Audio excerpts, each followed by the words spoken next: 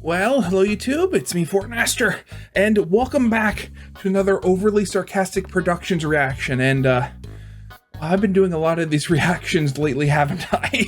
So yeah, thankfully I've finally gotten near the end of my little, backup, since a lot of the people I watched post at the same time.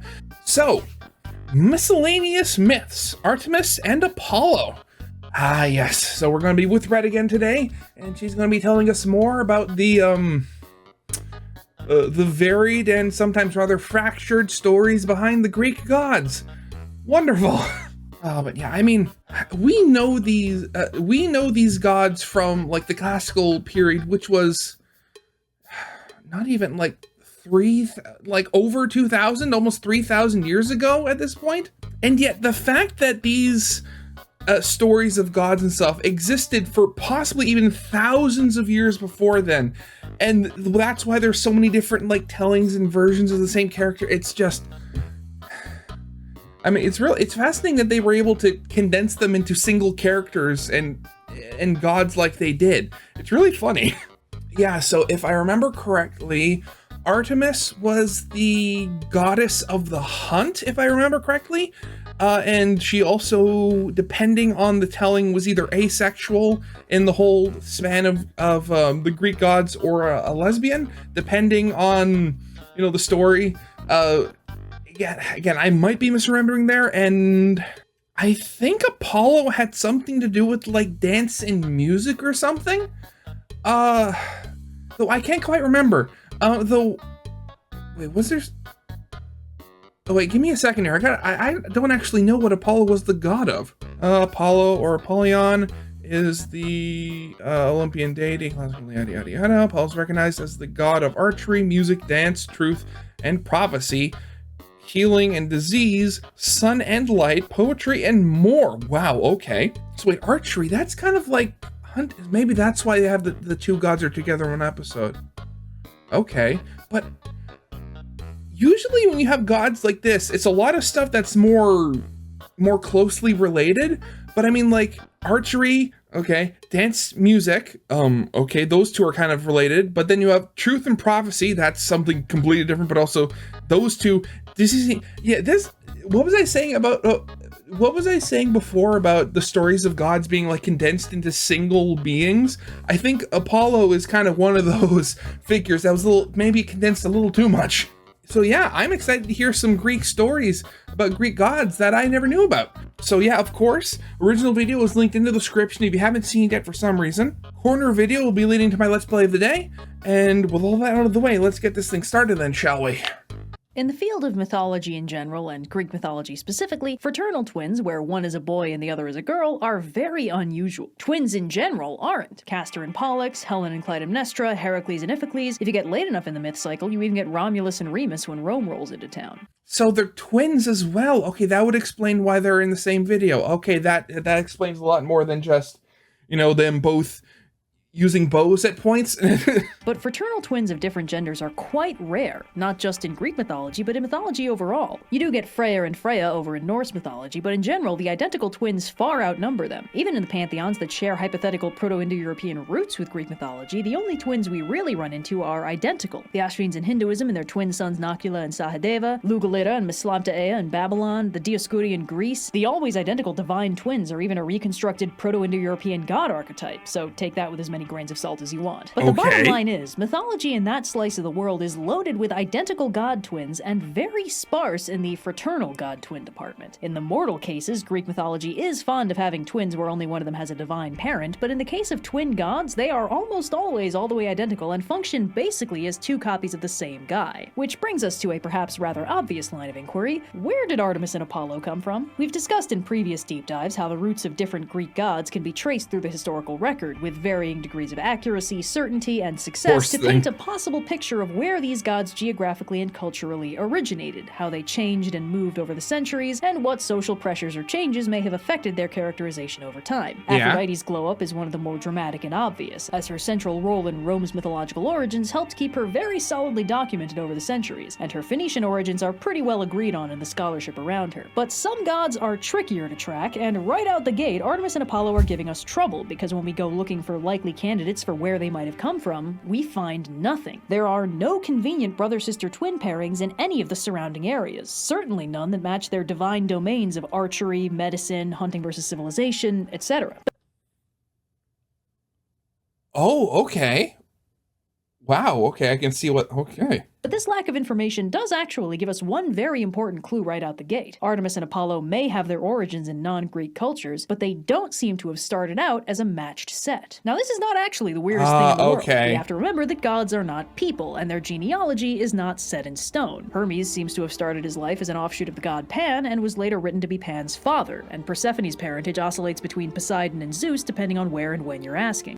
That is kind of funny how a character can change from being an offshoot of a character to being their own father. So it is not too bizarre to consider the possibility that Artemis and Apollo did not start their divine existences as twins, but were two initially unrelated gods that became twins over time. For one thing, if we go looking in the Linear B inscriptions from the pre-Greek Dark Age Mycenaean civilization, we can find Artemis in the ledgers of Pylos, but we cannot find Apollo anywhere. This does not categorically mean that Apollo, or a god who would become Apollo, did not exist in Mycenaean Greece. It's possible he just had another name. For instance, we actually can find two names that later became epithets of Apollo, Smintheus and Paeon, attested at Knossos. But it does mean that Artemis and Apollo were not, at this point, two of a pair. Their names or epithets aren't listed in the same areas, and it's not even clear if Apollo exists yet, while Artemis's worship was solid enough that it has an actual archaeological record to back it up, with artifacts from as far back as the Greek Dark Age found at the temple to Artemis Orthia in Sparta. Again, a lack of information gives us information. With Artemis attested in Linear B, we can pretty solidly assume she was a Mycenaean god, and if she has foreign origins earlier than that, we don't really have a chance of figuring out what they are. But Apollo's absence is interesting, and suggests he might have a more far-flung origin. This is potentially supported by the fact that the etymology of his name is uncertain, and there's no obvious Greek root for what it means, though Apella has been suggested, which would mean wall or fence or place where people gather, which could potentially match up with his role as a god of civilization in contrast with Artemis's stewardship of the wild, but it's disputed and possibly nonsense, so who knows. So there is still a pretty hard limit to how much information we can get from no information. Now, while Apollo's place of origin isn't known, it is interesting that he has an awful lot of myths about coming to Greece from somewhere else, most of which are discussed in his Homeric hymn. To start with, he and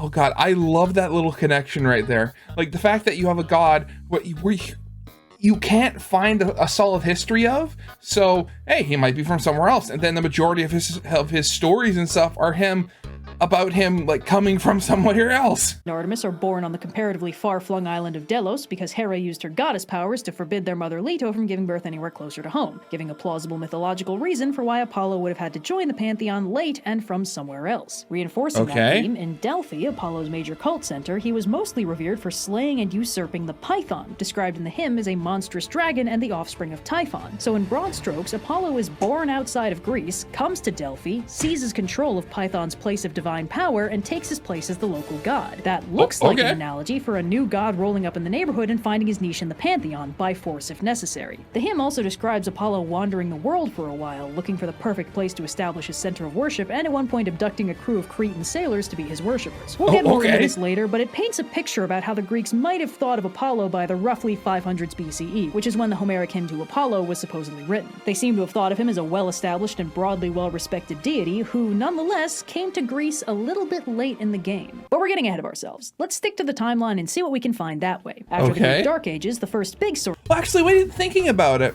So if Apollo is like the god of quote-unquote civilization, and Artemis as like god of the wild, quote-unquote, I guess that would also make sense, because obviously like the untamed wilderness came first before civilization, so it would make sense that a god of civilization would, you know, come afterwards. Wonder if she's gonna say anything about that, because that's a funny little connection there. Source we have on hand is, of course, Homer's Iliad and Odyssey. And lucky for us, Artemis and Apollo are major players in the Iliad. But interestingly, they're both firmly on the antagonistic and non-Achaean Trojan side. Now, admittedly, so is Zeus. So this doesn't mean that Trojan-favoring gods were automatically being framed as foreign, scary bad guy gods or anything. But they were on the same side as Aphrodite, who we know was a Phoenician import god, still kind of getting her legs under her, and Ares, a god the Greeks seem to have generally disliked. And the way these two are characterized in the story is a little odd when you compare it to their later portrayals. Not everything is weird. A lot of their very consistent character traits are established. While they aren't explicitly referred to as twins in so many words, they are full siblings. And Artemis is a great huntress and archer and the patroness of wild beasts with a habit of divinely smiting people for wrongdoings, disrespect, and possibly shits and gigs. While Apollo is the lyre-playing leader of the Muses, who is also an expert archer who strikes down mortals on the regs. And he's already established as a major god in Troy, as Agamemnon disrespecting his priest is what kicks off his direct intervention in the war. Achilles at one point describes Apollo as the most malicious of all gods, but Achilles is explicitly pretty biased, so we don't need to take that as 100% factual. Yeah, I guess that would make sense, of the popular attitudes at the time. Artemis and Apollo are both also described as healing various combatants, making them stronger and cooler looking, and other general god things that are pretty much par for the course. But while all this sounds pretty much in line with what we expect, elements of their characterization seem a little bit off from their more well-known versions. For one thing, despite Artemis being described as a powerful hunter goddess and the mistress of wild beasts, when the gods square up to fight each other, Hera literally beats the crap out of her with her own bow and sends her crying to Zeus. This doesn't really line up with her strong and wrathful goddess of the wilds thing, though in fairness, Artemis might be suffering from the Worf effect, especially since Hera is the most powerful goddess in the pantheon, and this scene specifically is dedicated to proving that. And the Worf effect, I completely forgot. But yeah, my way with anything, but you are not queen. Yeah, that does make a lot of sense, yes. More broadly to proving why the gods don't fight each other directly. But while Artemis is literally spanked and sent crying home to daddy, Apollo is portrayed a little more respectfully. He's still framed as a bit of a terrifying dread god, but he's also smart enough to not pick a fight with Unky Poseidon and subsequently get his ass beat, so he comes out of the whole situation looking less arrogant than his sister, which could have been intentional. We can't read too far into this, and this is just me conspiracy boarding again, but if Artemis was already a well-established and powerful Greek god at this point, but Apollo was a slightly newer addition to the pantheon, one way to give him credibility would be to explicitly portray him as superior to his sister, wiser and on better terms with the other gods. This isn't the only time the Iliad makes an explicit statement about a newly integrated god, as it also goes out of its way to declaw Aphrodite's apparently pre-existing war associations when Zeus firmly and blatantly tells her she has no place on the battlefield. Okay, so it was literally all propaganda. Okay, I'm getting it. And also, it would be pretty disingenuous to not acknowledge that the ancient Greeks had some strong opinions about gender roles that might possibly be being reinforced here. The gods are much less centralized in the Odyssey, so the only references we get to Artemis and Apollo are distant and reverent rather than personal godly exploits, and the main theme is that they seem to be credited with causing sudden, unexpected deaths with their divine arrows. Again, not their most friendly look. One common interpretation of this is that Artemis and Apollo's arrows represent illness and corresponding sudden death, which would make this an early instance of their incidental association with medicine. When a god is in charge of killing you in a specific way, you might pray to them specifically to not do that. Another important player referenced in the Iliad is Artemis and Apollo's mother Leto, who is, like her children, on the Trojan side of the conflict. During the big god fight where Artemis gets whacked, Hermes is squared off against Leto, but respectfully refuses to fight her and asks her to tell everyone that she beat him fair and square. Then she gathers up Artemis's dropped bow and scattered arrows and goes off to comfort her after her vicious ass beating at the hands of Hera. And it is interesting that while Artemis and Apollo are framed as kind of terrifying and antagonistic, Leto is afforded only the highest respect by both the gods and the narrative overall. We don't get much more about Leto here, but we do get a little bit more in the Theogony by Hesiod, which was written around the same time as the Iliad and the Odyssey, and is again one of our earliest post-Dark Age written sources. The Theogony says that Leto and Zeus were together before Zeus married Hera, and thus Artemis and Apollo are Zeus's kids from a previous relationship with no explicit drama involved. It also, only says that Artemis and Apollo are the children of Zeus and Leto. It does not say whether or not they are twins. This no-drama family picture severely contrasts with the version we get a few centuries later in the Homeric hymns, which give us a very different and more familiar rundown of the circumstances of Artemis and Apollo's birth. Of course, it's not immune to its own weirdnesses. For one thing, the Homeric hymn to Apollo describes Leto giving birth to Artemis on the island of Ortygia, the location of which is uncertain because it could be referring to a half a dozen places of the same name, including one all the way at the boot end of Italy. And then Leto gives birth to Apollo on the island of Delos. Now I know they're gods and I know the rules are different, but I'm counting this as evidence for my "these guys were not always twins" theory, because giving birth to twins on different islands seems wildly impractical. And in fact, that being said, oh god, what was I remembering the story? This poor woman, she was giving birth to like multiple children, and the space of time between the first and second birth, I think was like, what was it, like 40 hours or something? I gotta look this up for a second. I need to check my facts here. Give me a second. 1 hour later. I don't know, because I remember I heard that story somewhere, and I can't find any reference to it actually happening. So, yeah, let's go with that for now. I'm sorry for wasting your time. If anybody can, like, quantify that story and prove that it actually happened, leave a comment just so I know I'm not going crazy. And in fact, the Homeric hymn does not call them twins. Now, perhaps they are still implied to be twins by the fact that they both seem to be the result of the same vaguely defined one-night stand with Zeus, and it's biologically unlikely otherwise, but they're gods, man! The rules are weird! Anything can happen. Yeah, very anyway, weird. The hymn explains that Leto is having an absolute bear of a time trying to find a place to have her baby/babies, in large part because of Hera, who is very angry at this whole situation. And while the causality is not directly stated in the hymn, fear of Hera's wrath is implied to be a large part of why all the places Leto tries to settle down to have her baby kick her out again. The only exception is the island of Delos, which is pretty crappy by island standards and devoid of all the classic appeals of a hunk of rock in the middle of the ocean, and Leto swears on the river Styx that her glorious golden son will skyrocket the property values with his biggest and baddest temple if Delos will let her have her baby already. And the island agrees. But Hera does not, and keeps Aletheia, goddess of childbirth, on a short leash for 9 days and nights until the other goddesses fire off a message to kick her out of bed and she zips down to help Leto out. Apollo is finally born, and everyone is really impressed with how cool and badass he is, and he declares that the lyre and the bow will be his symbols and he will speak the will of Zeus. In celebration, Delos blooms with golden flowers, and true to his word, no matter how many temples Apollo gets, his shrine at Delos is always the best. And Artemis is presumably also there, but the Homeric hymn barely mentions her, so whatever.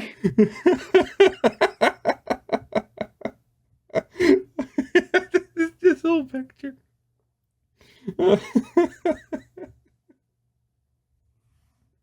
Oh god, I love Red's drawing so much. They're just full of so much personality. The hymn to Pythian Apollo goes into more detail about some of the shenanigans Apollo gets up to, and the singer recounts a short list of some of Apollo's many lovers before settling on the story of how Apollo found the perfect place to sit his oracle. After a very scenic Mediterranean grand tour, he settles on the area of Crissa, lays out the foundations for his temple, and then casually scoots over to a nearby spring currently populated by a terrible dragon, Python, and kills him, explaining the epithet Pythian and naming the place Pytho in one fell swoop. Then, of course, Apollo decides his fancy temple needs people to work at it, spots a nearby trading ship from Crete, and decides those are just the guys he needs. Obviously looking to win first place in the Simple Solution Olympics, he turns himself into a dolphin and launches himself onto the deck of the ship, furiously shaking and rattling the boat whenever they try and throw him off, so they have no choice but to leave him flopped on the deck while he summons the winds to steer them way off course. When they finally go to I suppose that's one way of doing it. ground near Crissa, Apollo zips off the ship, gets the temple all shiny for the new visitors, and strolls out in all his glory to give them the good news. To honor his heroic exploit of kidnapping a ship full of sailors while shaped like a dolphin, the area is given the name Delphi. The Homeric hymns to Artemis are a lot shorter and a lot less morally whack somehow. They mostly praise her prodigious hunting skill, her virginity, and how she loves nothing more than racing through the mountains, firing arrows in every direction, except when she wants to unwind, when she scoots back to Delphi to party with her brother and the Muses to sing about how they're the greatest gods in the entire pantheon. Hubris. It's okay when the gods do it.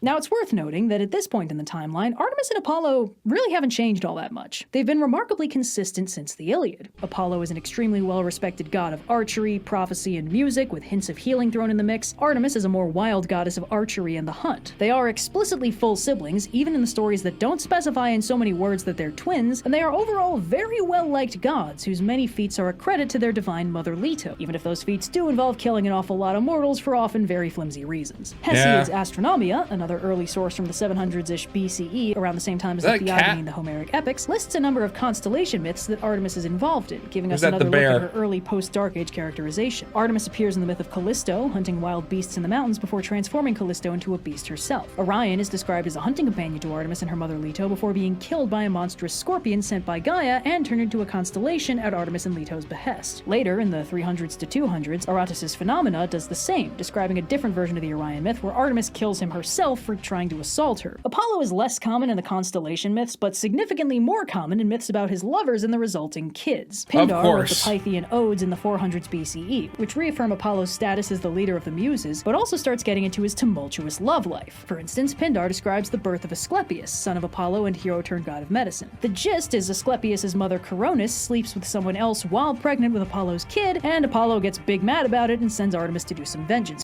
I thought we had something special. Really, dude? But crucially doesn't tell her when to stop, so Artemis' divine smite leaves a lot of collateral damage, which does support the idea that Artemis and Apollo's arrows sometimes take the form of a plague. Apollo saves the unborn Asclepius from his mother's funeral pyre and gives him to Chiron to raise. Asclepius later uses his medical skills to bring someone back from the dead for money, and Zeus strikes him with lightning. Insert joke about American healthcare here. This is probably one of the earlier instances of Apollo being associated with medicine, indirectly through his son, but other than that, this story mostly reaffirms what's already been established. Apollo has powerful oracular omniscience, a strong musical bent, and a propensity for sharing the stage with the Muses, while his sister Artemis is terrifying. However, there is one little crucial shift that we find around this time. Along with the hot goss of the Pythian Odes, Pindar is also the first writer I can find who explicitly states that Artemis and Apollo aren't just siblings, they're twins. He says as much in a fragmentary papyrus describing the story of their birth from yet another angle where they're both born at the same time, which makes sense. By the 400s BCE, Artemis and Apollo were officially twins. Things start to shift more seriously when Rome becomes more of a thing closer to the tail end of the BCEs. The Romans made my life personally a lot more difficult by enthusiastically syncretizing their own gods with the Greeks, and Artemis is no exception. The Romans seem to have just taken Apollo wholesale, with temples to him popping up in Etruscan Italy as early as the 500s BCE, and a cult of his manifesting in Pompeii around the same time. Okay, I really gotta ask. So I know, of course, like this whole like harmonization of gods into other things was, you know, sort of the thing you did with pantheons and such. But why did the Romans just take the entire Greek pantheon and just scratch the old names off and put new ones on? I mean,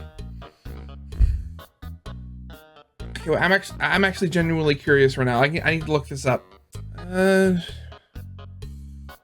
The Greeks and Romans originally had separate deities with different names, different mythologies, and different attributes, but due to immense Greek cultural influence in Italy, the Romans gradually came to identify their own native deities with the Greek ones.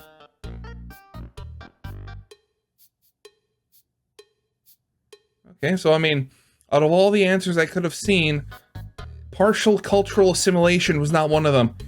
Rome proper in 431 BCE with a temple dedicated to his healing aspect. And the fact that Apollo evidently didn't already have a similar Roman equivalent knocking around is pretty solid evidence for the idea that he's a quite late addition to the region, which is most likely why he's the only major Greek god whose name remains unchanged by the syncretism. But when it came to Artemis, they did have a deity they could conflate her with, their own hunting goddess Diana. Around 200 BCE, the Roman poet Ennius listed the 12 major Roman gods in his Annales poem, now preserved only in fragments, and two of them are Apollo and Diana. A couple centuries later, Virgil gives us a much better preserved text in the Iliad, and name drops the twins' Roman editions on the regular. Virgil describes Diana as chaste, accompanied by similarly chaste followers, and majestically leading a dance of nymphs while armed with her trusty quiver. In short, Virgil's description of Diana lines up very well with the Homeric hymn's description of Artemis, right up until it doesn't, when he casually drops the idea that Diana is a triple goddess like Hecate, a deity very commonly represented with three distinct faces and aspects, and divine power over three-way crossroads, where Hecate's three-faced statues, the Hecataio, were commonly found. Virgil also references Diana alongside Night, Erebus, Chaos, and other extremely witchy gods in the context of Dido doing some very spooky magic, and he references her in brief retellings of older Greek myths, but uses the epithet trivia,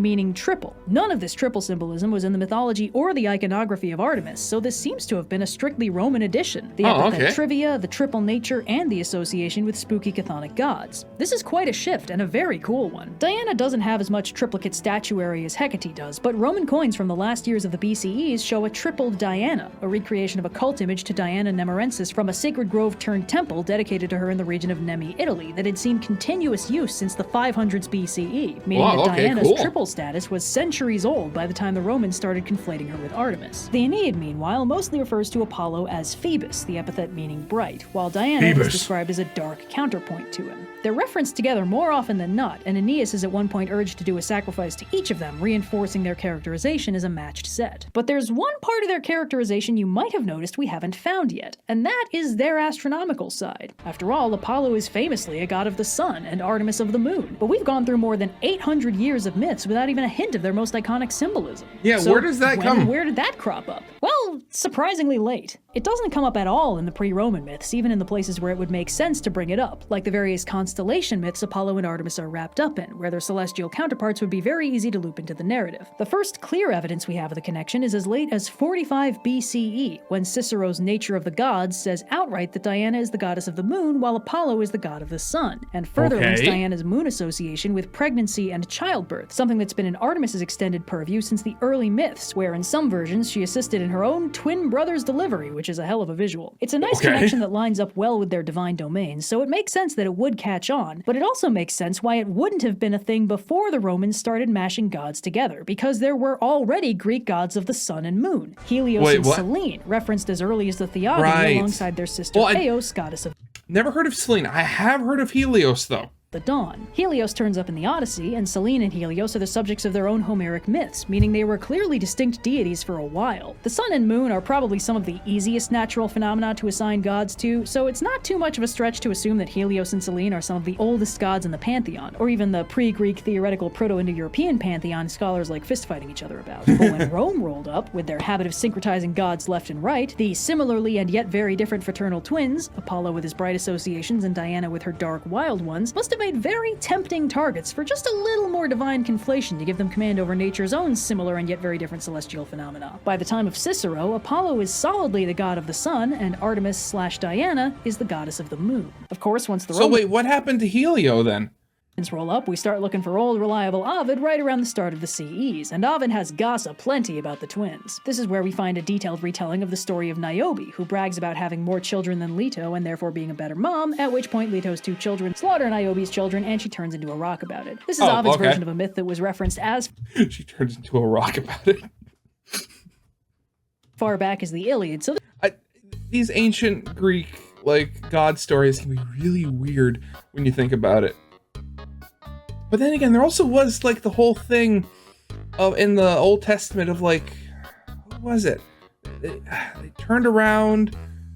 I'm forgetting who it was, but they turned around, saw the destruction of their home, and were turned into a pillar of salt. So I guess that's even worse than just turning into a rock, because salt dissolves in the rain.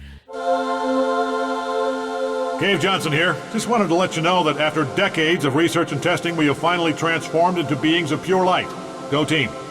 Not exactly what we were after, of course, but in the ballpark. So, let's keep testing, and maybe someday we'll achieve man's ultimate dream to evolve into pillars of pure salt. Can't wait. So salty.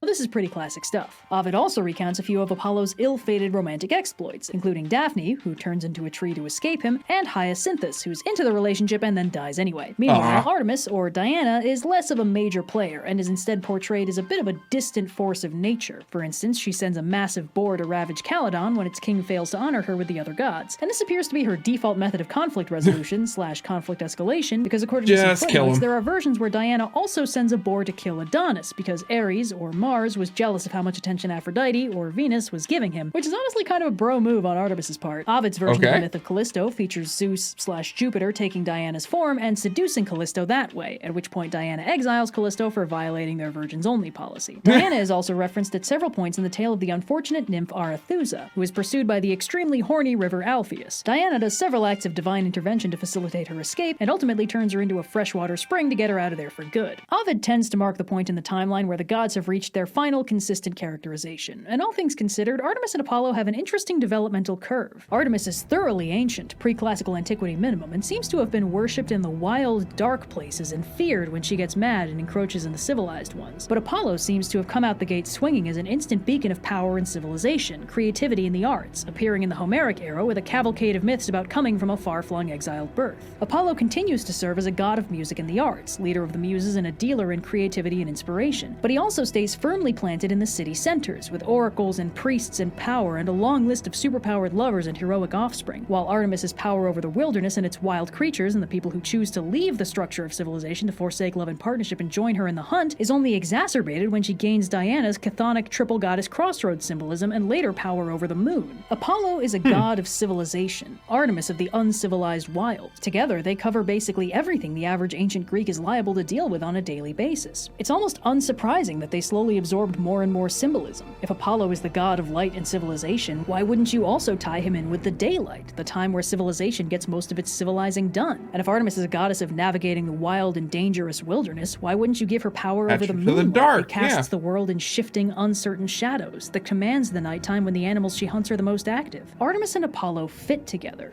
Narratively and aesthetically speaking, they're just plain fun. And they're also dangerous, fickle, and unpredictable. Their divine domains contain multitudes, and those multitudes contradict. Artemis is a defender of young women, and also the goddess whose job it is to kill them. She helps hunters and gives people who don't want to marry a career option and divine protection, and she also unleashes wild animals on innocent towns whenever she's provoked, and kills any hunter that gets too hubristic about their own skill. Apollo is a god of music and creativity who leads the muses, mistresses of inspiration, and one way to interpret his many mortal lovers is a metaphor for creative inspiration, striking at random and often to devastating effect. And another way to read it is that Apollo's disastrous love life is a nightmare because he does not take no for an answer, making his relationship with Artemis, the protector of young women who intercedes when they're attacked, a very blatant conflict. And that can make my flavor of storytelling difficult. I mean, how are we supposed to like these guys? How can we be cutesy and fun about these people that have done so much fucked up stuff? Well, there's a problem in our premise. At the end of the day, when we analyze any god, we have to remember that they are not people. These contradictory characteristics, blessings and atrocities doled out in equal measure, protections and injustices inflicted on hapless mortals, these are not moral actions being taken by human beings. Artemis and Apollo are gods that existed through a civilization for nearly a millennium, and in that time they were the subject of many stories. Why are the Greek gods so fickle? Why don't they always help the people they care about? Why does the mistress of the hunt both protect and kill her hunters? Well, probably because sometimes hunters live and sometimes they die. Sometimes arrows rain down from heaven and the people they strike get sick, and sometimes they just as randomly get better. And if you worship gods that represent those realities, those gods are not going to be entirely benevolent. If you tell a story to explain the world, especially if you tell that story over 1,000 years, the story is probably not going to be entirely happy. And I think that's what makes the story so interesting. When we unravel one of these gods, we are getting a glimpse of centuries of civilization and generations of people making sense of the world around them. That civilization is long gone, the people are long dead, the world they lived in a very real sense, no longer exists. But the stories they told about the world and each other are still here. And two of those stories happen to be named Artemis